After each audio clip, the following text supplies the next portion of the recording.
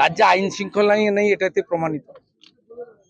শুধু সাধারণ মানুষ নয়, বিজেপির নেতাকর্মী নয়, তৃণমূলের হিন্দু নেতাকর্মীরাও আক্রান্ত হচ্ছেন। কলকাতার বুকে সুশান্ত ঘোষ কাউন্সিলর আক্রান্ত হয়েছেন, সন্দেশখালীতে সুকুমার মাহাতো আক্রান্ত হয়েছে, মিনা খার এমএলএ এর উপর আক্রমণ হয়েছে, আজকে দুলাল সরকারের উপর আক্রমণ হয়েছে।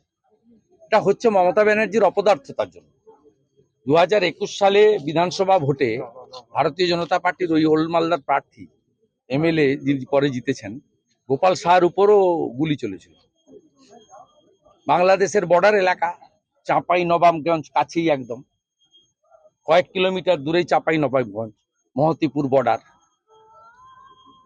কমপ্লিটলি জঙ্গিদের হাতে চলে গেছে, পুলিশের হাতে। পুলিশ ব্যস্ত কি করে বিজেপি নেতা বৃন্দাবন চকের ঘটনা, 25 কিলোমিটার দূরে বাড়ি, 30 কিলোমিটার দূরে বাড়ি, পঞ্চায়েত সমিতির চেয়ারম্যান প্রধান 12টা 5-এ টাইম দিয়েছে, 5টা 20-তে এফআইআর নিয়েছে। বসির বলে ল ক্লার্ক লিখেছে, আমার কাছে সব ছবি আছে, কখন থানায় ঢুকেছে, কি করেছে, সব দুনিয়ার লোক জানে। তার বাড়ির লোক 3টের সময় মেলে একটা কমপ্লেন করেছে।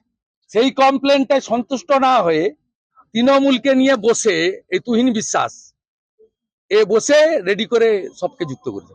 এতে আমাদের কোনো লোককে, এ তো সব মডেল।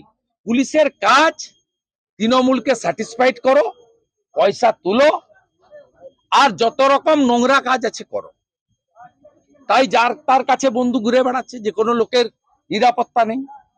মঞ্জুর হলো না, মানে তার কি চিন্ময় কৃষ্ণবাবুকে কি শেখ আব্দুল্লাহর সময়কালে জম্মু কাশ্মীরের পুলিশ যেভাবে স্লো পয়জন করে ভারত কেশরীকে মেরেছে, আমার আশঙ্কা যে অবিলম্বে যদি 2-3 সপ্তাহের মধ্যে কেউ ব্যবস্থা না নেয়, তাহলে চিন্ময় কৃষ্ণ প্রভু, যিনি, আমরা সনাতনীরা বিভিন্নভাবে বিভক্ত ছিলাম, ব্রাহ্মণ, ক্ষত্রিয়, বৈশ্য, শূদ্র, কেউ বৈষ্ণব, কেউ আর্য সমাজ, কেউ রামকৃষ্ণ মিশন, কেউ ইস্কন, কেউ ভারত সেবাশ্রম, কেউ ঠাকুর অনুকূল চন্দ্র, কেউ বাবা লোকনাথ ব্রহ্মচারী।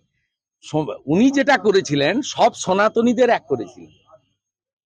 সনাতনীদের যত ভাগ ছিল সবাইকে ঐক্যবদ্ধ করেছিলেন।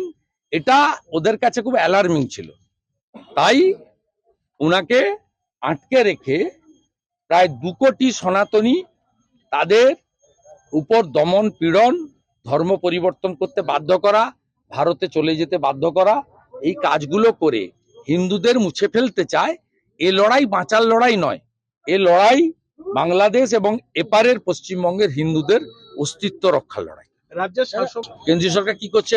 কেন্দ্রীয় সরকার যথেষ্ট কম্পিটেন্ট। পার্লামেন্টে বলেছে, এক্সটার্নাল অ্যাফেয়ার্স মিনিস্ট্রি থেকে বলা হয়েছে, ভারতবর্ষের পররাষ্ট্র সচিব ঢাকার মাটিতে গিয়ে বলে এসেছেন, ইনারা দয়া করে 600 কিলোমিটার বেড়া নেই, জমিটা দিতে বলুন, আর পুলিশ আর বিএসএফ এর কোঅর্ডিনেশন বাড়াতে বলুন। 17টা চৌকির জন্য জমি চেয়েছে, দিতে বলুন। 11টা বিএসএফ ক্যাম্পের জন্য জমি চেয়েছে, দিতে বলুন। 23 সালে 1500 ধরে দিয়েছিল বাংলাদেশিকে, 1400কে জামিন দিয়ে দিয়েছে। এবছর প্রায় 1000 ধরে দিয়েছে বিএসএফ, 900 জনকে জামিন দিয়ে দিয়েছে। এই কাজটা করতে বলুন। জ্ঞান না দিয়ে 600 কিলোমিটার যে জমি, সে জমিটা হ্যান্ডওভার করতে বলুন না। 17টা চৌকির জমি দিতে বলুন, 11টা বিএসএফ এর রেসিডেন্সিয়াল ক্যাম্পের জমি দিতে বলুন। এই কাজগুলো করতে বলুন।